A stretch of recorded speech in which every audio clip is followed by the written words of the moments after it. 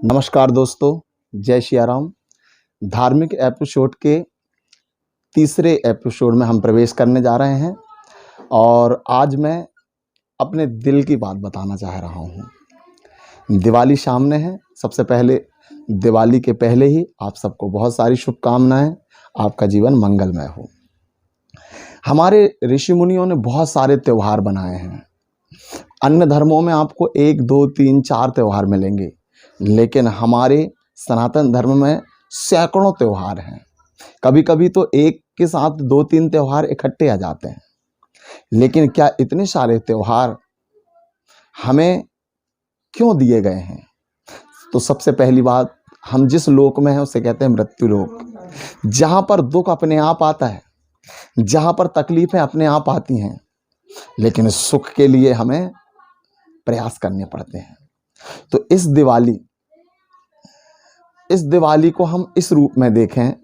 दिवाली हमारे जीवन की ऐसी दिवाली है जो हमारे साथ दुख भी और सुख भी दोनों लेके आ रही है। बहुत सारे लोग ऐसे होंगे जिनके साथ पिछले साल बहुत सारे लोग रहे होंगे, जिनमें से कुछ लोग उनके जीवन से दूर चले गए होंगे, कुछ लोग शामिल हुए होंगे।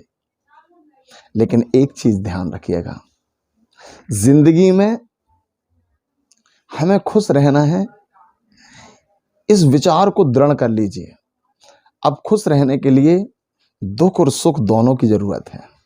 केवल खुशी ही खुशी में हम दुख का महत्व नहीं समझ पाएंगे और दुखी दुख में हम खुशी का महत्व नहीं समझ पाएंगे।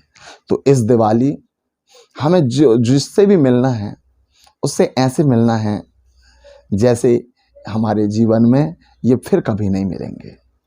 मैं अपने जीवन की कुछ पहलू आपको शेयर करना चाहता हूँ। मेरी दीदी पिछले साल थी और मैंने उन्हें शुभकामना दिया था, उन्होंने मुझे आशीर्वाद दिया था।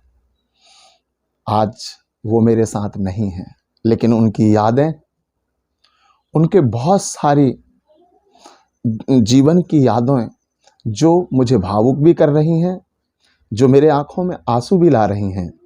लेकिन फिर भी इस दिवाली में मैं खुशी मनाऊंगा उनकी यादों के साथ, क्योंकि दुख और सुख सब कुछ समेट के आने वाले त्योहारों को हमें कभी निराशा के साथ नहीं जीना है।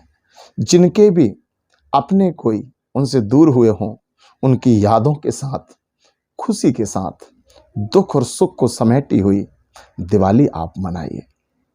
राम ने विजय की दिवाली संघर्ष के बाद मनाई थी। हम उसी लक्ष्य को दीप जलाते हुए अपने जीवन में दोहराएं। ये दिवाली दुख और सुख के साथ, आनंद के साथ मनाने की दिवाली होगी। जय सिया राम, सीताराम।